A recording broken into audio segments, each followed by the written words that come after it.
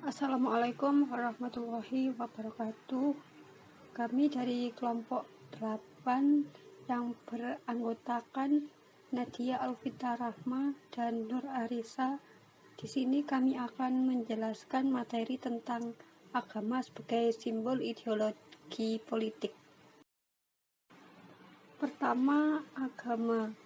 Agama adalah ajaran yang diturunkan oleh Tuhan untuk dijalankan oleh umat pemeluknya di muka bumi.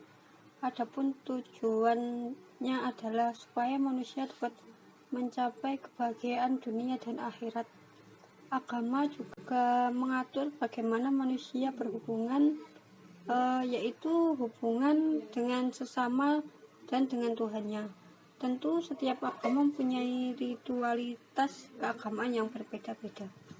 Agama merupakan proses hubungan manusia yang dirasakan terhadap suatu yang diyakininya, bahwa sesuatu lebih tinggi daripada manusia.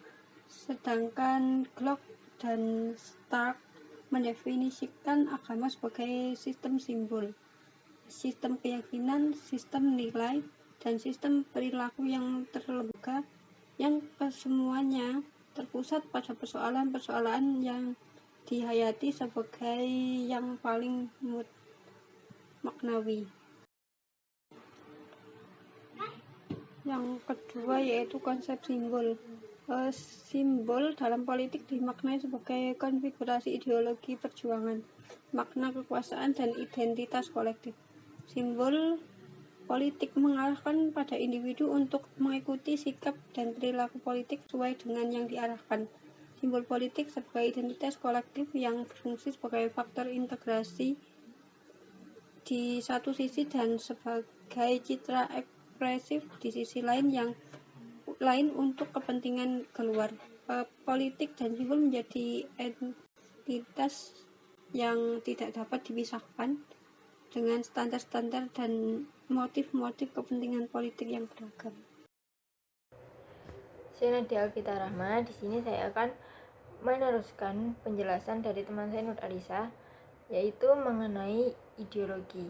Ideologi secara etimologi berasal dari bahasa Yunani, yaitu idea dan logia. Idea berasal dari idein, yang berarti melihat. Idea juga diartikan sesuatu yang ada di dalam pikiran sebagai hasil perumusan suatu pemikiran atau rencana. Sedangkan logia memiliki makna ilmu pengetahuan atau teori. Kata logis berasal dari kata logos, dari kata legin yang artinya berbicara.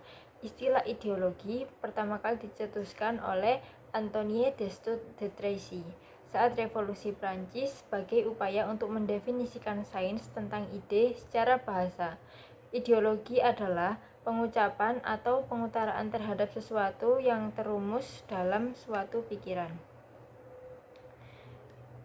Ideologi adalah sejumlah doktrin, kepercayaan, dan simbol-simbol sekelompok masyarakat atau bangsa menjadi pegangan dan pedoman karya untuk mencapai tujuan masyarakat atau bangsa.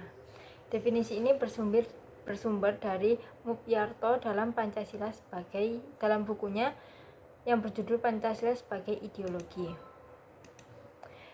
Ideologi merupakan sistem pemikiran yang tersusun rapi, yang tidak hanya diperlakukan sebagai mitos oleh orang-orang yang tinggal di dalamnya, tetapi juga dipaksakan kepada orang-orang yang tidak mau menerima mitos itu sebagaimana adanya. Ideologi mengacu pada suatu perkembangan gagasan sistematis yang diartikulasikan oleh sekelompok masyarakat tertentu. Misalnya, ketika kita berbicara mengenai negara Indonesia, maka sebenarnya kita sedang membahas tentang ide-ide dasar yang dijadikan sebagai pandangan hidup, ideal-ideal basis visi praktek politik, ekonomi, dan sosial partai tersebut.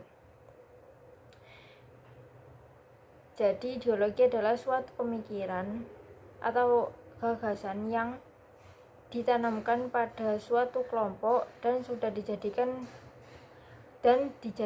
budaya dan diterima oleh semua anggota kelompok tersebut. Yang selanjutnya yaitu hubungan ideologi dengan agama. Ideologi dengan agama memberikan janji atau tujuan ideal yang diinginkan oleh umat manusia. Agama dan ideologi memberikan gambaran lengkap dan utuh terhadap sesuatu yang ideal hendak dicapai manusia demi kebahagiaannya. Jadi, ideologi dan agama itu memberikan suatu gambaran pemikiran yang utuh mengenai kebahagiaan yang akan dicapai oleh manusia. Jadi manusia itu ingin mencapai suatu kebahagiaan, maka dia harus seperti apa, dia harus apa gitu. Itu menggunakan, itu adalah hubungan dari ideologi dan agama. Di dalamnya diatur bagaimana tata cara mencapai yang ideal, apa yang boleh dan tidak boleh dilakukan dalam bentuknya yang konkret atau nyata, meski harus ada perjuangan keberadaannya. Agama dan ideologi sendiri memiliki benefit, yaitu memberikan kepuasan batin bagi yang memilikinya dan membuat keteguhan yang melahirkan keyakinan bagi penganutnya. Agama dan ideologi merupakan dua sisi mata uang yang saling berkait.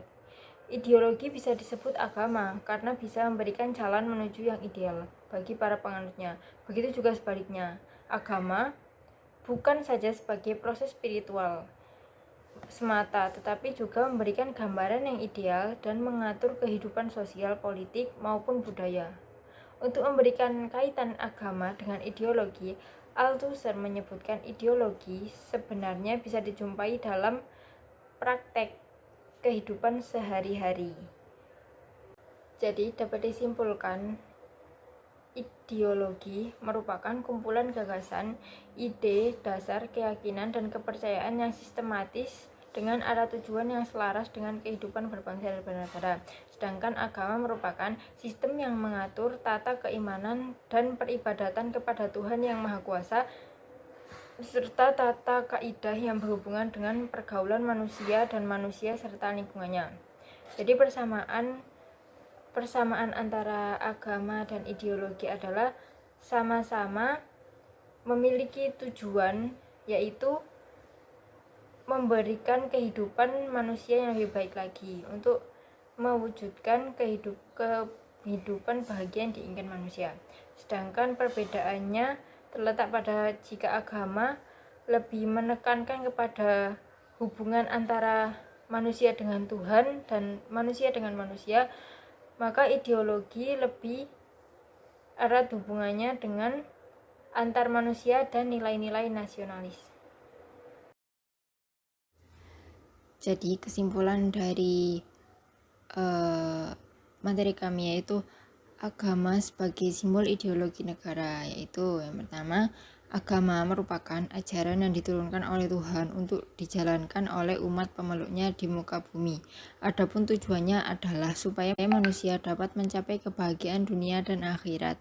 Agama juga mengatur bagaimana manusia berhubungan, yaitu hubungan dengan sesama dan dengan Tuhannya.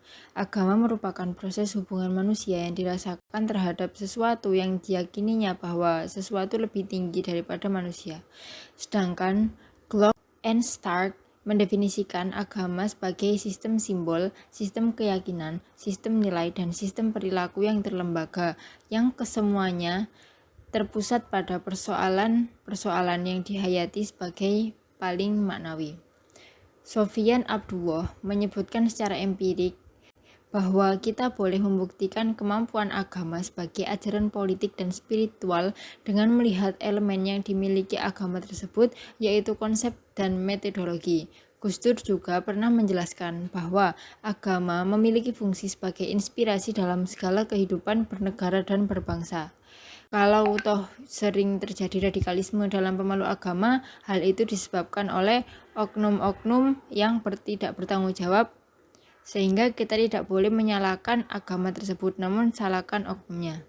Sekian presentasi dari kelompok kami. Maaf apabila ada salah kata. Semoga materi kita dapat bermanfaat bagi kita semua. Wassalamualaikum warahmatullahi wabarakatuh.